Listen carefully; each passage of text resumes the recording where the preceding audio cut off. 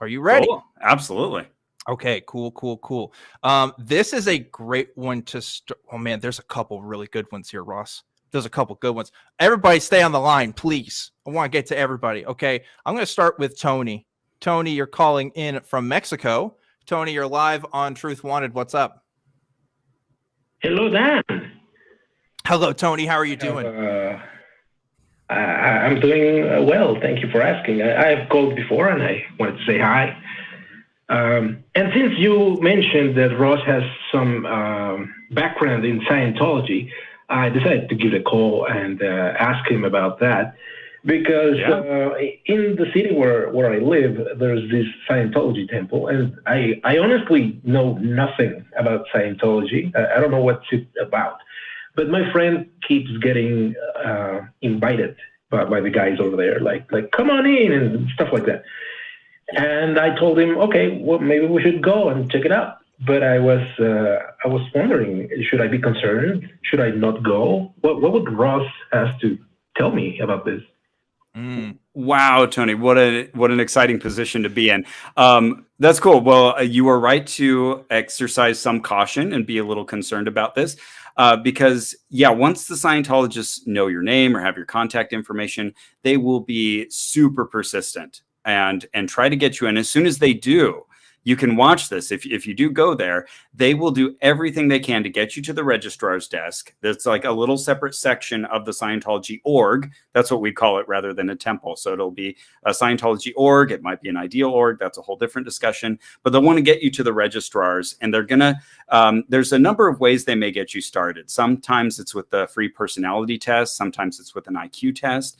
We did that for the podcast, but it turned, no, we did the personality test. And then what they want to do is they want to find, they won't say this to you, but they want to find your ruin. And that's something that's wrong with you, something about your life that could be better and that they may be able to help you with. So maybe relationships, it may be, ways to excel at work. They have like 8 different categories.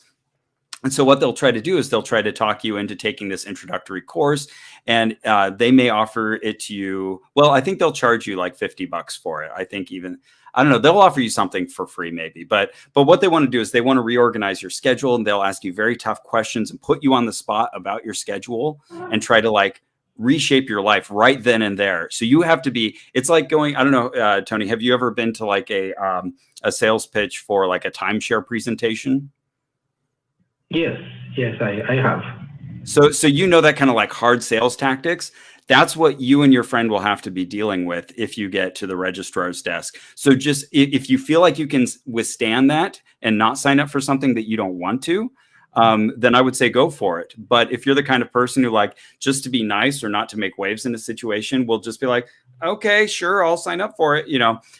Just be aware of that.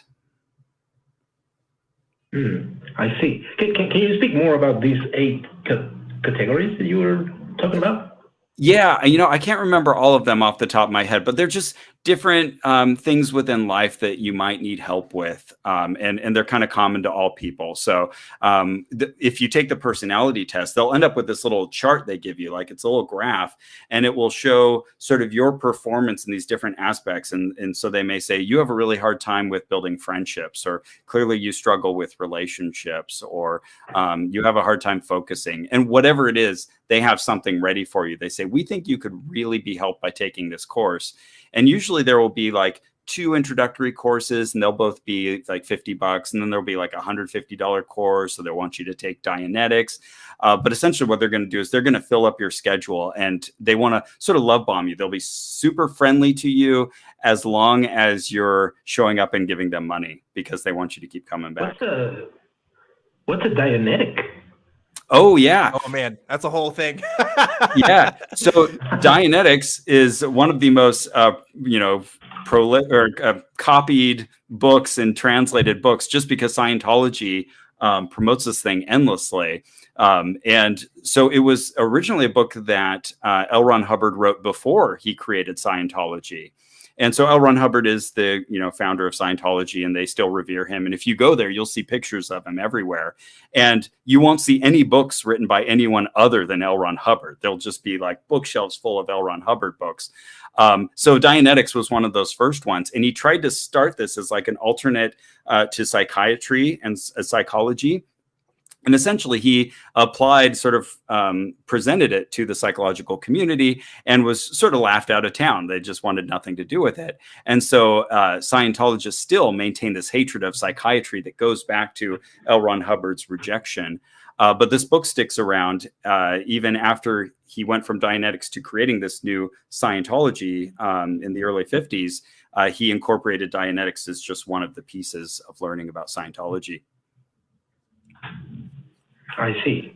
Well, after what you have said, I can predict I'm not going to have a fun time going there. But yeah, I mean, it's totally up to you. If you think that sounds like a fun thing to experience, great. Just be on your guard. But if not, yeah, stay far away, because they have a bad reputation for a reason. They are very, they're an abusive cult. And I don't hesitate at all in saying that. They are really bad to their own members. Yeah, this isn't like trying a different like Christian denomination. I would say it's probably a lot more dangerous. Like, and again, I feel like we're plugging all kinds of stuff here. But Ross, I mean, part of your investigation with Carrie was to join the organization and see how far you could get. And at every level, there's red flags. It's like red flags all over the place, and it's very easy, even for yourself as someone who was like never had plans to stay long term, still like cost you money to like stay as long as you did. So when they finally figured out who I was and kicked me out, I was getting ready to spend $2,500 on a course that was going to be the next level. And they'll eat up your life. I remember when I was taking the Dianetics course, learning about the science of the mind, I spent 22 hours in one weekend at the church, to the point where I think I have great a great ability to withstand a lot of talk. I was getting super frustrated, and I want to get out of there. Just let me go. Right.